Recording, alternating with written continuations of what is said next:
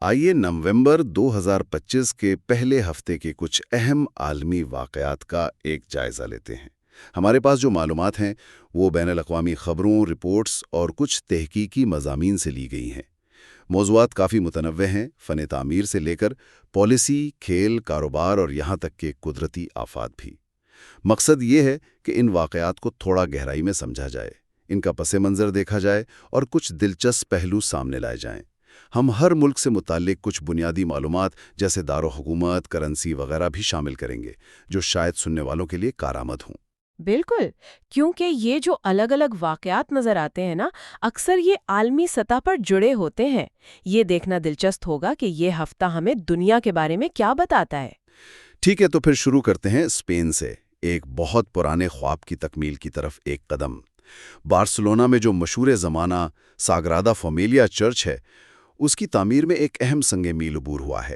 یہ اب 172 میٹر کی بلندی تک پہنچ گیا ہے، دنیا کا سب سے بلند چرچ بننے کے قریب ہے۔ جی ہاں، ساگرادا فیملیا یہ صرف اونچائی کی بات نہیں ہے، یہ تو عظیم آرکیٹیکٹ انتونی گاؤڈی کا ایک ویژن تھا۔ ایک ایسا منصوبہ جو آپ سوچیں 140 سال سے زیادہ عرصے سے بن رہا ہے۔ 140 سال؟ جی، اس کی تکمیل جو 2030 میں متوقع ہے، وہ صرف ایک عمارت کا مکمل ہونا نہیں ہوگا۔ یہ تو انسانی عزم، فن اور صبر کی ایک لمبی کہانی کا انجام ہوگا۔ اس کا ڈیزائن، اس کی ٹیکنیک آج بھی ماہرین کے لیے حیران کن ہے۔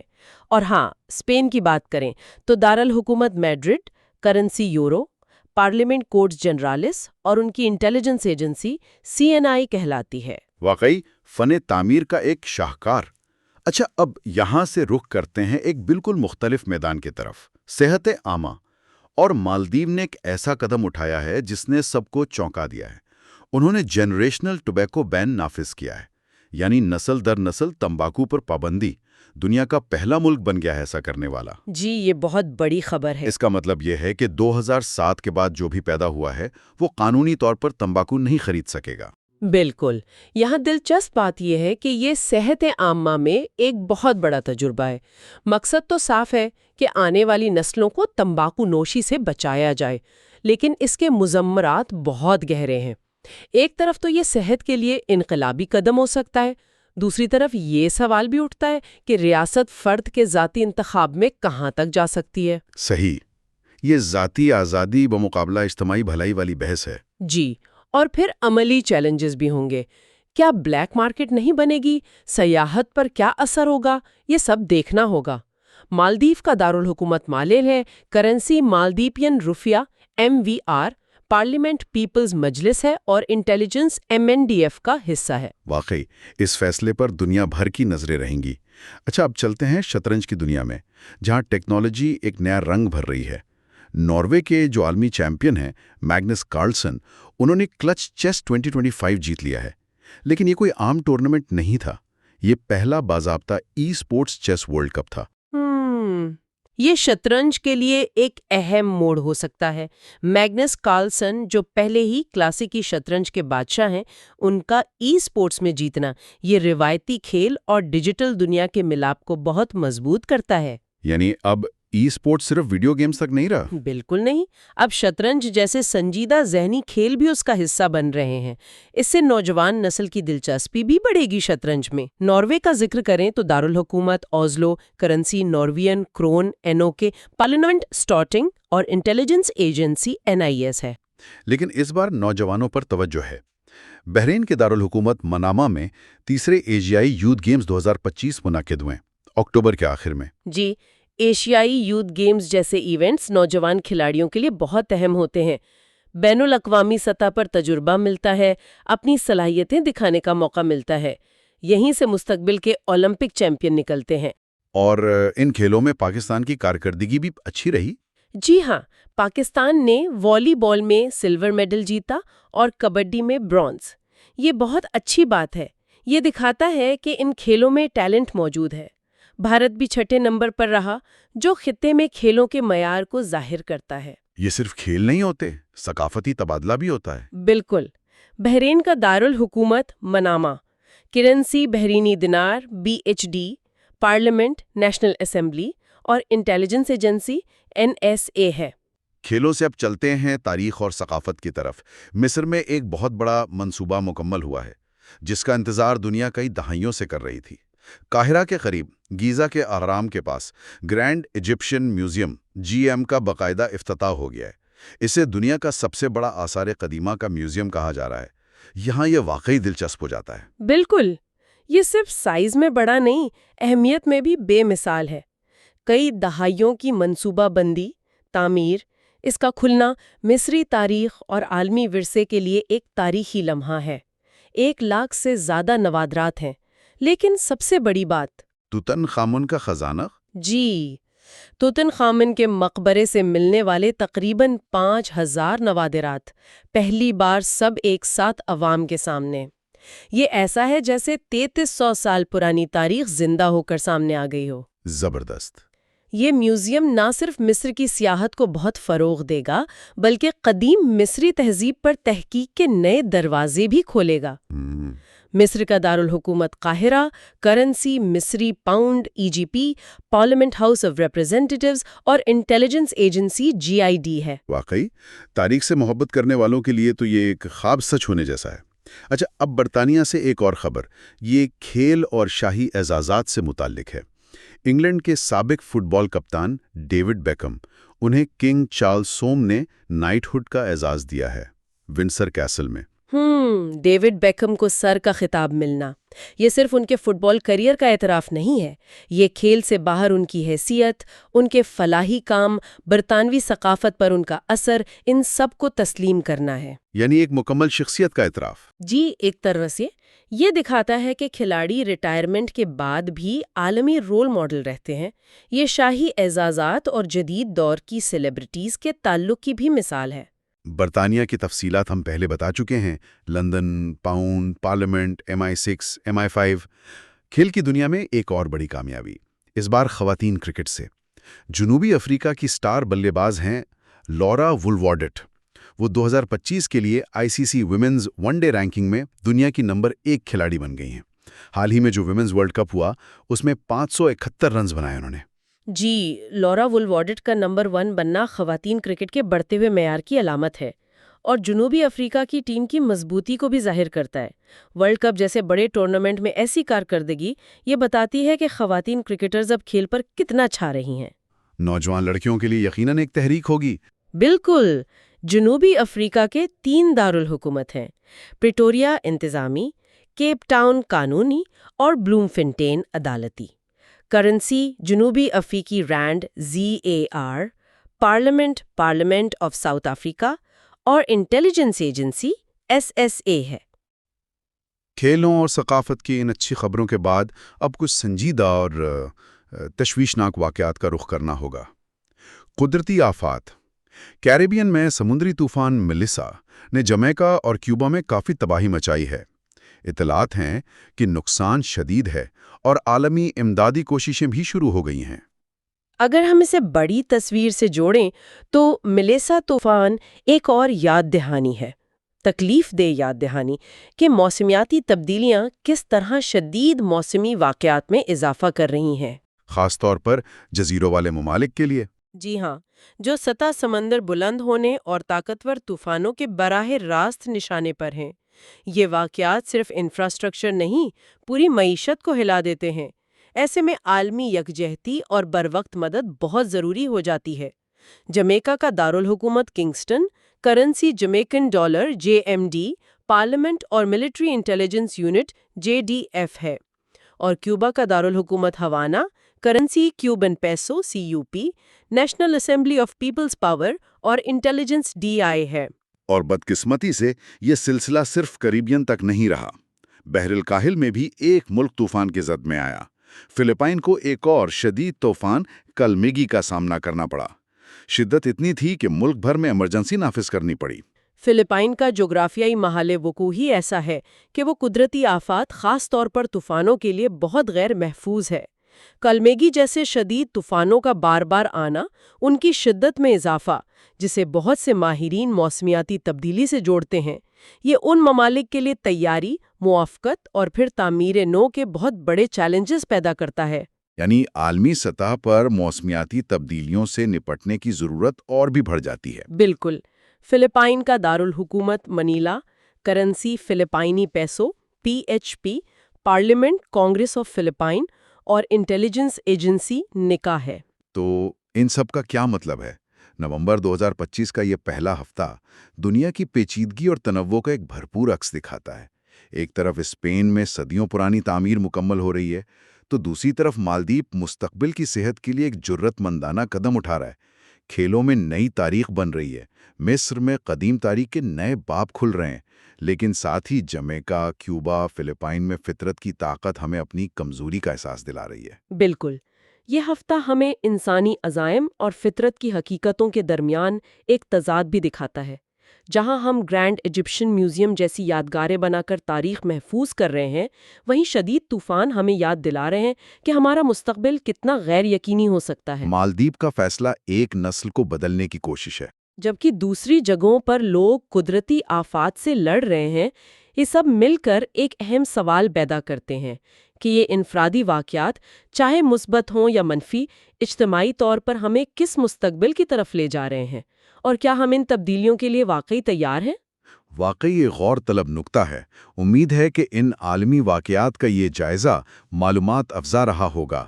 دنیا مسلسل بدل رہی ہے، اور ان تبدیلیوں کو سمجھنے کی کوشش ہی ہمیں ایک بہتر اور باخبر شہری بننے میں مدد دیتی ہے۔ چلیے آج کی بات چیت شروع کرتے ہیں دنیا کی شاید سب سے مصروف سمندری گزرگاہ آبنائے ملاکا سے۔ یہ ملیشیا اور انڈونیشیا کے درمیان ہے، اور عالمی جہاز رانی کے لیے تو سمجھیں جیسے آکسیجن ہے۔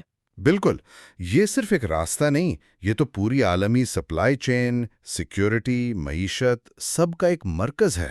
تو آج ہم اسی طرح کے دنیا بھر میں پھیلے ہوئے واقعات پر بات کریں گے۔ اس کے لیے ہم نے مختلف ذرائع، خاص طور پر global geopolitics and current affairs digest سے کچھ اقتباسات لیے ہیں۔ مقصد صرف خبریں دہرانا نہیں، بلکہ یہ دیکھنا ہے کہ دیکھیں نیو یارک میں UN کی میٹنگ ہو رہی ہے، جی تو اس کا جنیوا میں WHO کے اعلان سے کیا تعلق بن سکتا ہے؟ صحیح۔ یا جیسے یوکرین میں جنگ چل رہی ہے، تو اس کا آسٹریلیا کے نئے ڈرون سے کیا لنک ہو سکتا ہے؟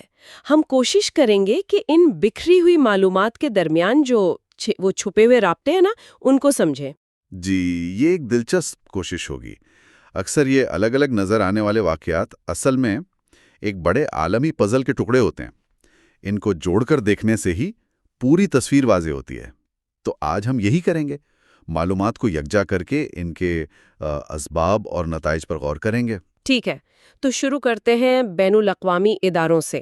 حال ہی میں نیو یارک میں اقوام متحدہ کی جنرل اسمبلی یعنی UNGA کا 80واں اجلاس ہوا۔ جی، یہ ادارہ 1945 میں قائم ہوا تھا۔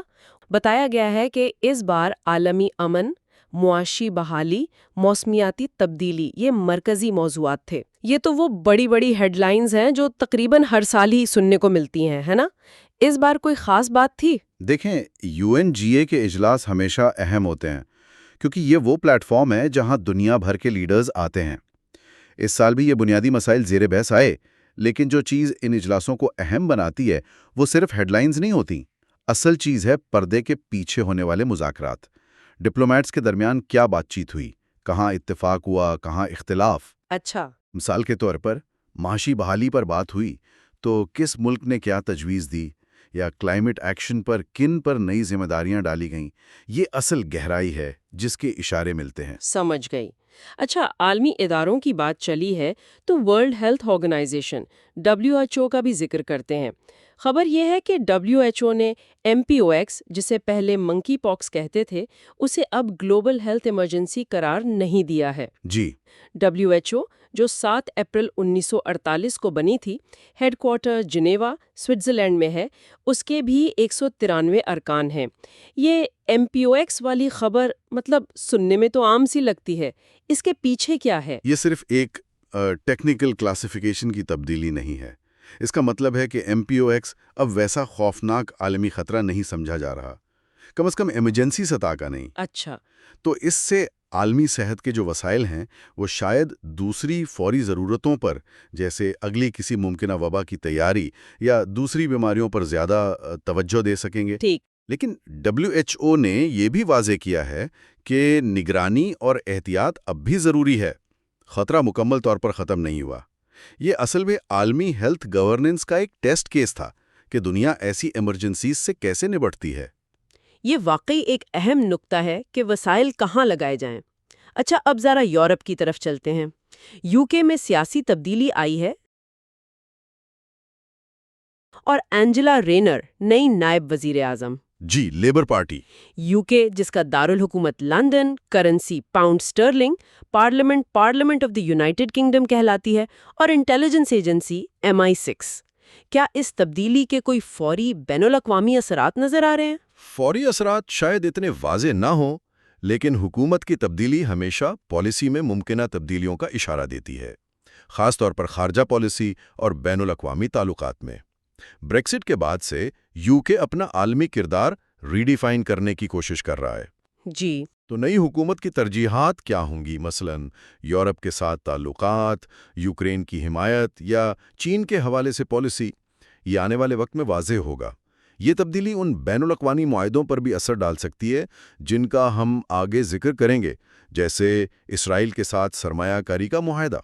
لندن کا ذکر آیا تو وہاں سے گزرنے والا مشہور دریا ٹیمز بھی یاد آتا ہے۔ جی ہاں۔ اور UK کے قریب ہی آمنائے ڈوور ہے جو انگلینڈ اور فرانس کو الگ کرتی ہے، ایک اور اہم سمندری راستہ۔ بالکل، یہ دونوں جگہیں تاریخی اور معاشی لحاظ سے بہت اہم ہیں۔ آبنائے ڈوور انگلش چینل کا سب سے تنگ حصہ ہے اور دنیا کی مصروف ترین شپنگ لینز میں سے ایک ہے۔ اس کی اہمیت آبنائے ملاکا جیسی ہی اسٹریٹیجک ہے، اگرچہ شاید ہجوم کم ہو۔ یورپ میں ہی ایک اور اہم خبر یوکرین سے ہے۔ وہاں کیو میں ایک سرکاری عمارت پر روسی میزائل حملے کی اطلاع ہے۔ یوکرین جس کا دارالحکومت کیو، کرنسی ہریونیا، پارلیمنٹ ورکھوونا راڈا اور انٹیلیجنس ایجنسی SBU ہے، مسلسل دفاعی دباؤ پر شکار ہے۔ اس کے ساتھ ہی یہ خبر بھی ہے کہ یوکرین نے فالکن نام کے ایک طویل فاصلے تک مار کرنے والے میزائل کا کامیاب تجربہ کیا ہے۔ یہ دونوں خبریں دیکھیں، ایک ہی تصویر کے دو رخ ہیں۔ ایک طرف روس کی طرف سے مسلسل حملے ہیں جو یوکرین کے بنیادی ڈھانچے اور مورال کو نقصان پہنچانے کی کوشش ہیں۔ جی، دوسری طرف یوکرین کا فالکن میزائل کا تجربہ اس کی اپنی دفاعی صلاحیت بڑھانے کی کوشش کو ظاہر کرتا ہے۔ لانگ رینج میزائل کا مطلب ہے کہ یوکرین اب شاید پہلے سے زیادہ دور تک نشانہ لگا سکتا ہے۔ یہ جنگ کی ڈائنامکس کو بدل سکتا ہے۔ یہ صرف ایک میزائل نہیں، یہ ایک اسٹریٹیجک پیغام بھی ہے کہ یوکرین اپنی دفاع کی جنگ میں نئی ٹیکنالوجیز استعمال کر رہا ہے۔ دفاع اور اسٹریٹجی کی بات چل رہی ہے تو امریکہ کا ذکر بھی ضروری ہے۔ ذرائع میں اگست کا ایک حوالہ ہے، صدر ڈونلڈ ٹرمپ کی طرف سے پاکستان پر 19% ٹیرف لگانے کا ذکر کیا گیا تھا۔ ہم یہاں صرف اس اطلاع کو بیان کر رہے ہیں، اس پر کوئی تبصرہ نہیں کر رہے ہیں۔ جی، یہ رپورٹ ہوا تھا۔ امریکہ، دارالحکومت Washington DC، currency US dollar, parliament Congress, intelligence agency CIA، اس کے فیصلوں کا اثر پوری دنیا پر پڑتا ہے۔ ہاں، اور ٹیرف یعنی کسٹم ڈیوٹیز ہمیشہ سے تجارتی سیاست کا ایک اہم حصہ رہے ہیں۔ ایسے ٹیرف اگر لگائے جاتے ہیں تو دو ملکوں کے درمیان تجارتی تعلقات کو کافی متاثر کر سکتے ہیں۔ بالکل۔ یہ صرف پاکستان کے لیے نہیں، بلکہ یہ عالمی تجارتی پیٹرنز اور دوسرے ملکوں کی پالیسیوں پر بھی اثر ڈال سکتے ہیں۔ یہ عام طور پر معاشی دباؤ بڑھانے یا ملکی صنعتوں کو تحفظ دینے کے لیے استعمال کیے جاتے ہیں۔ امریکہ کے حوالے سے ایک اور دلچسپ بات، وہاں کا ڈپارٹمنٹ آف ڈیفنس جس کا ہیڈ کوارٹر پینٹاگون ورجینیا میں ہے، اس کا پرانا نام وار ڈپارٹمنٹ تھا۔ جی، یہ نام 1949 میں بدلا گیا۔ کیا اس نام کی تبدیلی کی کوئی خاص وجہ تھی؟ یہ صرف نام کی تبدیلی نہیں تھی، یہ امریکن ڈیفنس اسٹیبلشمنٹ کی سوچ میں ایک بڑی تبدیلی کی عکاسی کرتی تھی۔ وار ڈپارٹمنٹ سے ڈپارٹمنٹ آف ڈیفنس میں تبدیلی دوسری جنگ عظیم کے بعد ہوئی، جب یہ محسوس کیا گیا کہ امن کو برقرار رکھنا اور جنگ کو روکنا بھی اتنا ہی اہم ہے جتنا جنگ لڑنا۔ اچھا۔ نیا نام ایک زیادہ جامع اپروچ کو ظاہر کرتا تھا جس میں ڈپلومیسی اور ڈیٹرنس شامل تھے۔ پینٹاگون کی عمارت خود بھی اسی دور میں مکمل ہوئی تھی۔ یہ واقعی ایک دلچسپ تاریخی نکتہ ہے۔ اب ذرا کھیلوں کی دنیا کی طرف چلتے ہیں۔ U S open 2025 women's singles کا ٹائٹل امریکہ کی کوکو گوف نے جیتا ہے۔ جی، نیو یارک میں ہونے والے اس ٹورنامنٹ کی انعامی رقم تقریباً $3 ملین تھی۔ کھیلوں کی دنیا بھی اب عالمی معیشت کا ایک بڑا حصہ ہے۔ صرف انٹرٹینمنٹ نہیں ہوتے، یہ ڈپلومیسی، ٹورزم اور برانڈنگ کے لیے بھی اہم پلیٹ فارم ہے۔ ایک کھلاڑی کی جیت نہ صرف اس کے ملک کے لیے فخر کا باعث ہوتی ہے، بلکہ اسپانسرز، میڈیا رائٹس اور ٹورزم سے معیشت پر بھی مثبت اثر ڈالتی ہے۔ $3 ملین کی انعامی رقم یہ عالمی سپورٹس اکانومی کے اسکیل کو ظاہر کرتی ہے۔ چلیے اب ایشیا پیسیفک کے خطے پر توجہ دیتے ہیں۔ ہم نے شروع میں آبنائے ملاکا کا ذکر کیا تھا۔ جی، اس کی سیکیورٹی کے لیے سنگاپور، ملیشیا، انڈونیشیا اور تھائی لینڈ مل کر گشت کرتے ہیں۔ یہ کیوں اتنا ضروری ہے؟ آبنائے ملاکا دنیا کی توانائی سپلائی لائن کا ایک اہم حصہ ہے۔ مڈل ایسٹ سے ایسٹ ایشیا جانے والا بیشتر تیل اسی راستے سے گزرتا ہے۔ اوہ اچھا۔ اس کے علاوہ یہ کنٹینر شپنگ کے لیے بھی بہت اہم ہے۔ اگر اس راستے میں کوئی رکاوٹ آئے، جیسے سمندری قزاق کی یا کوئی حادثہ، تو اس کا اثر فوراً عالمی سپلائی چینز اور تیل کی قیمتوں پر پڑتا ہے۔ ظاہر ہے، اس لیے اس کی سیکیورٹی صرف علاقائی ملکوں کے لیے نہیں، پوری دنیا کے لیے اہم ہے، اور یہ 4 ملکوں کا مشترکہ گشت اسی اہمیت کا اعتراف ہے۔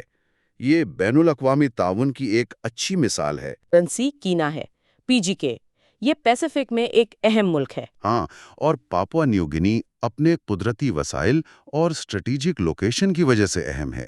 اس کا یوم آزادی اس کی قومی شناخت اور خود مختاری کی یاد دلاتا ہے۔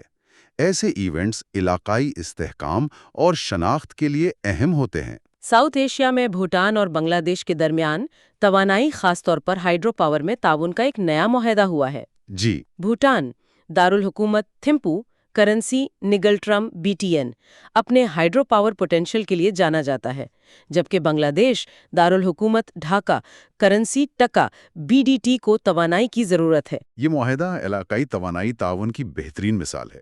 بھوٹان کے پہاڑی علاقوں میں پانی سے بجلی پیدا کرنے کی زبردست صلاحیت ہے، لیکن اس کے پاس اس بجلی کو استعمال کرنے کے لیے اتنی بڑی مارکیٹ نہیں ہے۔ صحیح۔ دوسری طرف بنگلہ دیش ایک گھنی آبادی والا ملک ہے، جسے اپنی صنعتی ترقی کے لیے بجلی کی شدید ضرورت ہے۔ یہ معاہدہ دونوں ملکوں کے لیے ایک ون ون صورتحال پیدا کرتا ہے اور صاف توانائی کو بھی فروغ دیتا ہے۔ یہ سرحد پار توانائی کی تجارت کے پوٹینشل کو اجاگر کرتا ہے۔ اسی طرح کی ایک اور علاقائی کنیکٹیویٹی کی کوشش ایران اور آرمینیا کے درمیان دیکھنے میں آ رہی ہے، جہاں ایک تجارتی اور توانائی راہداری پر کام ہو رہا ہے۔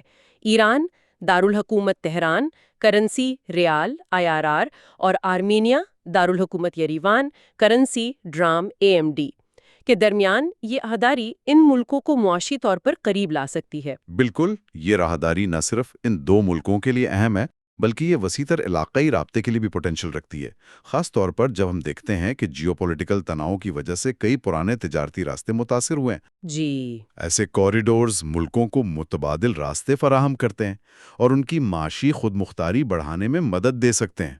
توانائی کوریڈور کا مطلب ہے کہ شاید گیس یا تیل کی پائپ لائنز یا بجلی کی ٹرانسمیشن لائنز اس روٹ پر بنائی جائیں۔ تعلیم کی بات کریں تو 8 سپٹمبر کو بین الاقوامی یوم خواندگی منایا گیا۔ اس سال کا تھیم تھا ڈیجیٹل دور کے لیے خواندگی۔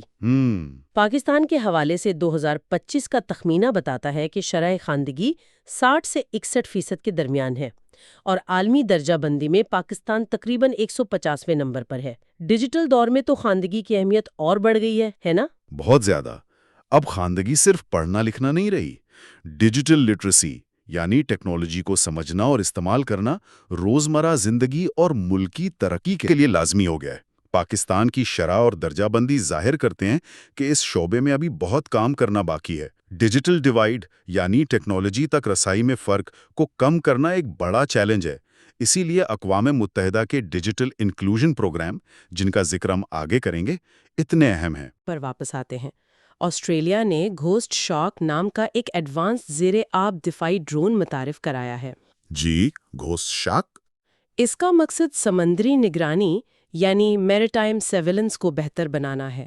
آسٹریلیا دارالحکومت Canberra, currency Australian dollar AUD، intelligence agency ASIS اس ٹیکنالوجی سے کیا حاصل کرنا چاہتا ہے؟ گھوسٹ شارک جیسے زیر آب ڈرونز سمندری جنگ اور نگرانی کا مستقبل ہیں۔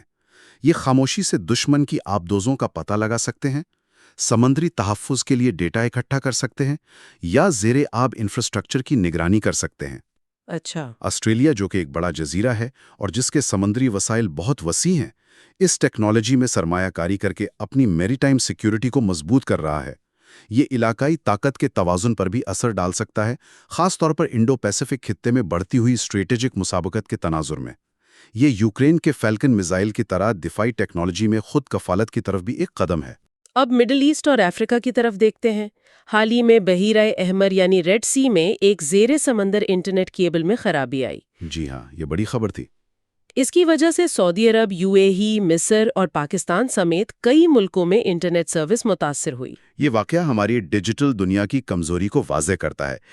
ہم اکثر سوچتے ہیں کہ انٹرنیٹ سیٹلائٹ سے چلتا ہے، لیکن حقیقت یہ ہے کہ 95% سے زیادہ بین الاقوامی ڈیٹا ٹریفک سمندر کے نیچے بچھی ہوئی ان فائبر آپٹک کیبلز کے ذریعے ہوتا ہے۔ اوہ، 95%؟ جی، اور ریڈ سی ایک چوک پوائنٹ ہے جہاں سے یورپ، ایشیا اور افریقہ کے درمیان بہت سی اہم کیبلز گزرتی ہیں۔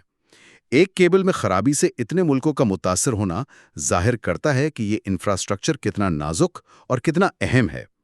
اس نے ملکوں کو اپنے اہم انفراسٹرکچر کے تحفظ پر دوبارہ سوچنے پر مجبور کیا ہے۔ اسی خطے میں اسرائیل دارالحکومت یروشلم، کرنسی شیکل ILS اور UK دارالحکومت London, currency pound Stirling pound کے درمیان ایک نیا دو طرفہ سرمایہ کاری کا معاہدہ یعنی بائیلیٹرل انویسٹمنٹ ٹریٹی ہوا ہے۔ اس کا کیا مطلب ہے؟ بائیلیٹرل انویسٹمنٹ ٹریٹی یا BIT دو ملکوں کے درمیان ایک قانونی ڈھانچہ فراہم کرتا ہے تاکہ ایک ملک کے سرمایہ کار دوسرے ملک میں بہتر طریقے سے سرمایہ کاری کر سکیں اور ان کے حقوق کا تحفظ ہو۔ ٹھیک ہے۔ اسرائیل اور UK کے درمیان یہ معاہدہ دونوں ملکوں کے معاشی تعلقات کو مضبوط کرے گا، سرمایہ کاری کو فروغ دے گا اور ممکنہ تنازعات کو حل کرنے کا ایک میکانزم فراہم کرے گا۔ بریگزٹ کے بعد UK ایسے نئے معاہدے کر رہا ہے تاکہ عالمی تجارت میں اپنی پوزیشن برقرار رکھ سکے۔ ٹیکنالوجی کی بات ہم نے پہلے بھی کی۔ اقوام متحدہ کا ایک ڈیجیٹل انکلوژن پروگرام بھی ہے جس نے حال ہی میں ایک قبائلی ڈیجیٹل لرننگ اقدام کو تسلیم کیا ہے جو دیہی علاقوں میں تعلیم کو فروغ دے رہا ہے۔ جی، اس کا عالمی ہدف 2030 تک ڈیجیٹل تقسیم کو کم کرنا ہے۔ یہ کوشش اس ڈیجیٹل خواندگی کی اہمیت کو نمایاں کرتی ہے جس کی بات ہم نے پاکستان کے حوالے سے کی تھی۔ اگر ہم چاہتے ہیں کہ ٹیکنالوجی کے فوائد سب تک پہنچیں تو صرف انفراسٹرکچر جیسے انٹرنیٹ کیبلز بنانا کافی نہیں، لوگوں کو اس ٹیکنالوجی کو استعمال کرنے کی صلاحیت دینا بھی ضروری ہے۔ بالکل۔ یہ UN پروگرام اسی کمی کو پورا کرنے کی کوشش کر رہا ہے، خاص طور پر ان علاقوں میں جہاں ڈیجیٹل رسائی کم ہے۔ یہ ریڈ سی کیبل کے واقعے کے ساتھ مل کر دیکھا جائے تو پتہ چلتا ہے کہ کنیکٹیوٹی کے دو پہلو ہیں، فزیکل انفراسٹرکچر اور انسانی صلاحیت۔ یہ بہت اہم ہے۔ اب اگر ہم ان تمام باتوں کو جوڑ کر دیکھیں تو کیا بڑی تصویر سامنے آتی ہے؟ آپ نے شروع میں کہا تھا کہ یہ الگ الگ نظر آنے والے واقعات اصل میں جڑے ہوئے۔ بالکل، دیکھیں، ہم نے دو اہم آبناؤں ملاکا اور ڈوور کی بات کی جو عالمی تجارت اور سیکیورٹی کے لیے کتنی نازک ہیں۔ جی۔ پھر ہم نے ریڈ سی کیبل میں خلل دیکھا جو ڈیجیٹل کنیکٹیوٹی کی وہی اہمیت اور کمزوری دکھاتا ہے۔ یہ ظاہر کرتا ہے کہ ہماری گلوبلائز دنیا سمندری اور ڈیجیٹل چوک پوائنٹس پر کتنا انحصار کرتی ہے۔ دوسری طرف ہم نے دفاعی ٹیکنالوجی میں ترقی دیکھی، یوکرین کا فیلکن میزائل، آسٹریلیا کا گھوسٹ شارک ڈرون۔ یہ ملکوں کی اپنی سیکیورٹی مضبوط کرنے کی کوششیں ہیں، لیکن یہ علاقائی تناؤ کو بھی بڑھا سکتی ہیں۔ پھر توانائی تعاون کی مثالیں ہیں، بھوٹان، بنگلہ دیش، ایران، آرمینیا، جو علاقائی باہمی انحصار کو ظاہر کرتی ہیں۔ اور ان سب کے بیچ UNGA میں امن اور WHO کے ذریعے صحت جیسے عالمی چیلنجز پر بات ہو رہی ہے۔ واقعی یہ سب کافی آپس میں جڑا ہوا لگ رہا ہے۔ معاشی پہلو بھی ہر جگہ نظر آ رہے ہیں۔ US پاکستان ٹیرف کا ذکر، اسرائیل UK سرمایہ کاری معاہدہ، US اوپن کی انعامی رقم، توانائی کے سودے، جی، اور عالمی چیلنجز بھی واضح ہیں۔ امن، UNGA، یوکرین، صحت، WHO ویمپاکس، رابطہ، ریڈ سی کیبل، ڈیجیٹل انکلوژن اور سیکیورٹی، ملاقہ گشت، ڈیفینسی ٹیکنالوجی۔ ہاں، اور ان سب میں ٹیکنالوجی کا کردار بڑھتا جا رہا ہے، چاہے وہ دفاع ہو، کنیکٹیویٹی ہو یا تعلیم، ڈیجیٹل خواندگی اور معیشت ان سب کے ساتھ جڑی ہوئی ہے۔ ایک جگہ کا فیصلہ جیسے ٹیرف یا حادثہ جیسے کہ کیبل میں خلل دوسری جگہوں پر فوری اثر ڈالتا ہے۔ یہ عالمی باہمی انحصار ہمارے دور کی سب سے بڑی حقیقت ہے۔